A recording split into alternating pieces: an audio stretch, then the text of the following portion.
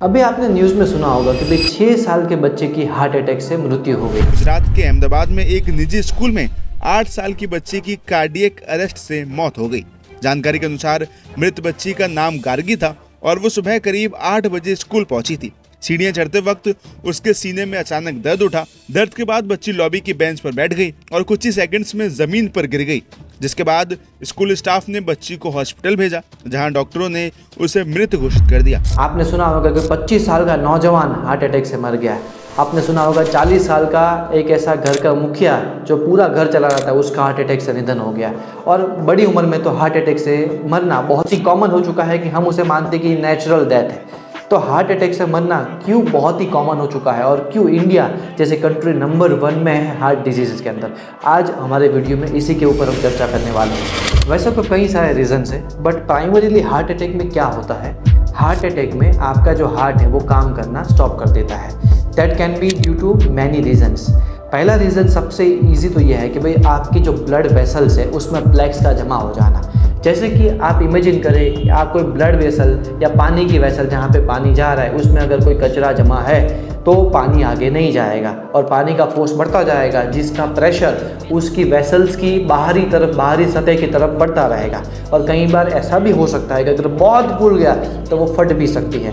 तो वैसे ही हमारी बॉडी में भी जो ब्लड पास करने वाली वेसल्स होती है उस पर प्रेशर बढ़ता रहता है जब प्लेक्स जमा हो जाते हैं। ये प्लेक्स लिपिड्स के फॉर्म में हो सकते हैं या टॉक्सिन्स के फॉर्म में हो सकते हैं, जो अल्कोहल, सिगरेट या तो हार्ड खाना, फूड, तला हुआ ऐसी ट्रांसफैट से भरी हुई चीज़ें हम खाते हैं, उस वजह से साल दर साल बढ़ता रहता है। कई बार ऐसा होता है कि भाई आपकी बॉडी जो है वो प्लेक्स को जमा तो करती रहती है बट कोई साइंस या सिम्टम्स नहीं दिखाती, और इसी वजह से इसे साइलेंट किलर भी कहते हैं कि जब ये होता है तो आपको पता भी नहीं चलता कि आप गुजर गए और आपका हार्ट वर्क करना बंद कर देता है।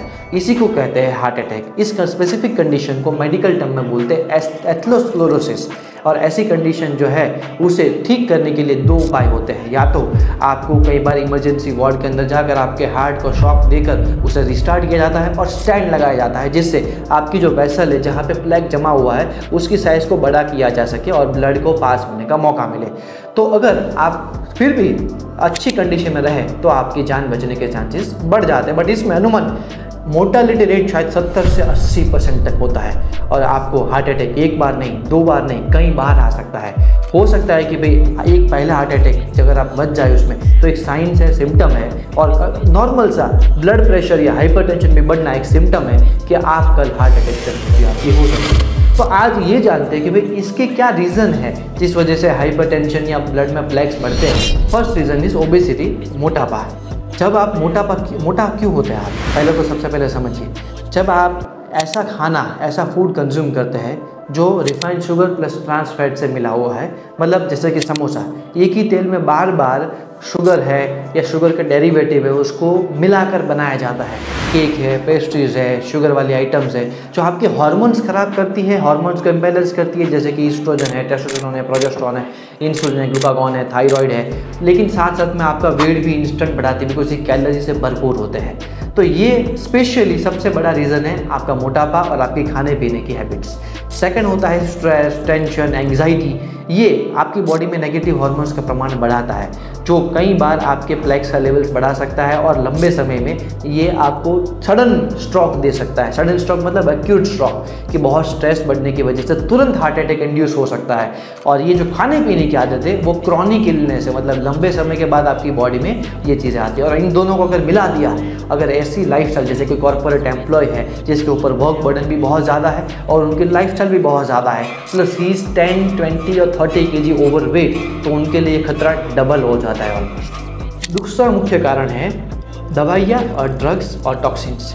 जैसे नॉर्मली अल्कोहल रोज़ पीना, अल्टरनेट डे पीना, फिर उसके बाद सिगरेट या स्मोक को मल्टीपल टाइम्स दिन में लेना, कंज्यूम करना, और साथ में दवाइयाँ जैसे कि पेन किलर्स है, एंटी इन्फ्लेमेटरी ड्रग्स है, या साथ साथ में कोई नॉर्मल बुखार की कोई भी कॉन्ट्रासेप्टिव पिल्स है जिसे आप बार बार मल्टीपल टाइम्स ले लेते हैं, ऐसी दवाइयाँ बॉडी में टॉक्सिन्स बढ़ा देती है जो प्लेक्स बढ़ने का मुख्य कारण बनती है।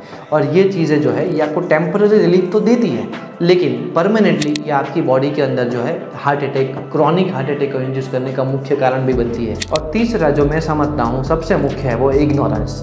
अगर कोई भी हार्ट अटैक आपको होने वाला है तो आपको थोड़े साइंस दे सकता है, जैसे आपका प्रेशर, ब्लड प्रेशर बढ़ जाना, ये एक साइन है, बहुत अर्ली साइन है। आपके लिपिड प्रोफाइल जो रिपोर्ट्स करवाते हैं ब्लड रिपोर्ट, जिसमें LDL, कोलेस्ट्रॉल, ये सब जानते हैं, उसका बढ़ जाना।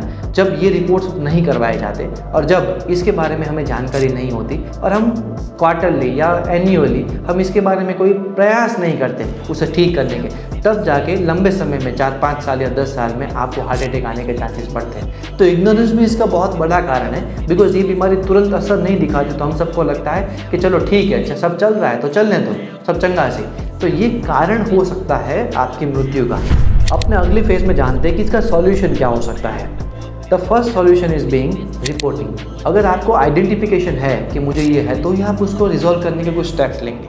तो लिपिड प्रोफाइल जो LDL, cholesterol, HDL, triglyceride, free fatty acid, इन सब की जानकारी देता है आपके ब्लड में क्या कितना है, जिससे पता चलता है कि अगर बॉर्डर लाइन से ऊपर ये चीज़ें हैं तो हार्ट डिजीज़ होने के चांसेस बढ़ जाते हैं। सेकंड, जैसे कि हाइपरटेंशन या ब्लड प्रेशर को नापना, systolic and diastolic 120/80 millimetre mercury होना चाहिए।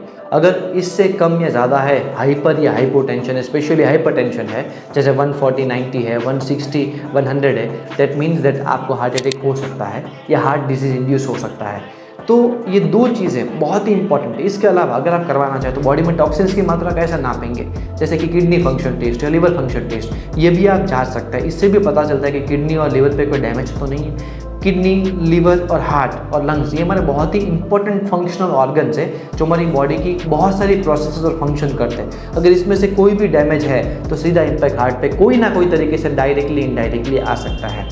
अब सेकंड, आप अगर ये चीज़ में आपको डिटेक्ट हुआ कि ये सब चीज़ें हैं, तो आप नमक, सोडियम क्लोराइड की कमी कर देंगे। सबसे पहले सोडियम क्लोराइड जो है उसका रिकमेंडेड डाइटरी अलाउंसेस 5 ग्राम है, लेकिन अगर आपको हाइपरटेंशन है तो यहाँ पे या कोई हार्ट डिजीज़ है तो 2 ग्राम या 1 ग्राम से अंदर आपको लेना पड़ेगा। कई बार तो 250 मिलीग्राम जितना, एक छोटी सी चुटकी जितना ही, एक चुटकी सिंदूर नहीं, एक चुटकी नमक, इसकी कीमत आपको समझनी पड़ेगी, तभी जाके जो है हाइपरटेंशन ठीक होगा। दवाइयों के साथ साथ obviously medication plays very vital role, और मेडिकेशन जैसे डॉक्टर रेकमेंड करे वैसे लेना ज़रूरी है, बिकॉज वो इमीडिएट इफेक्ट आपको वही देती है। और ये सारी चीज़ें, लाइफस्टाइल चेंजेस आपको ऐसे मोड पर ला के खड़ा कर देती है कि आपकी दवाइयाँ एक टाइम पे छूट भी सकती है। कार्डियो एंड्योरेंस एक्सरसाइजेस, आपका हार्ट जो है उसको हेल्दी करने का तरीका क्या है। जैसे आपको आपकी बाहरी मसल को स्ट्रॉन्ग करना है तो आप जिम में जाते हैं, वैसे अगर आपके हार्ट को स्ट्रॉन्ग करना है तो वॉकिंग या साइकिलिंग जैसी एक्सरसाइज करना ज़रूरी है।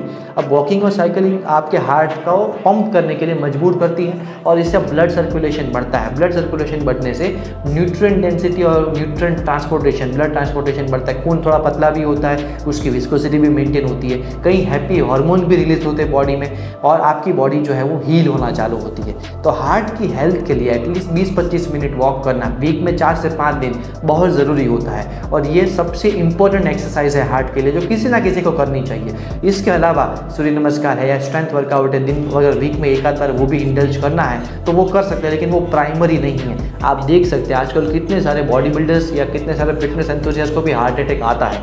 आप स्ट्रेंथ वर्कआउट जब करते हैं तो आपके हार्ट पे इम्पैक्ट होता है, आपका हार्ट वो लोड जो है उसके लिए बहुत ज़्यादा है, इसीलिए हल्की वॉकिंग, ब्रिस्क वॉकिंग सबसे अच्छी एक्सरसाइज मानी जाती है ऐसी हार्ट कंडीशन में। और last but not the least जिस निदान परियोजन, जिस वजह से ये होता है उससे तो आपको दूर रहना ही पड़ेगा, जैसे अल्कोहल है या सिगरेट है या तो फैटी या ट्रांस फैटी रिफाइंड शुगर के साथ मिलकर जो फूड बनता है जैसे कि समोसा है, पैटी है, उसके बाद अलग अलग आइटम्स है, स्नैक है, उससे तो दूर रहना बहुत ही ज़्यादा ज़रूरी है।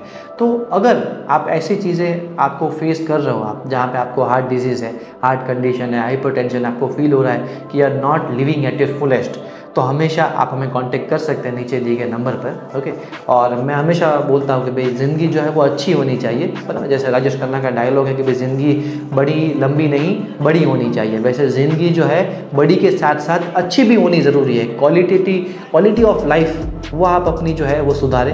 आपको निवेदन है कि आप ये वीडियो को लाइक, शेयर एंड सब्सक्राइब हमारे चैनल को ज़रूर से करें, जिससे हम ऐसे ही वीडियो बनाते रहें और हमें भी मोटिवेशन बना रहे आपकी प्रॉब्लम्स को सॉल्व करने का।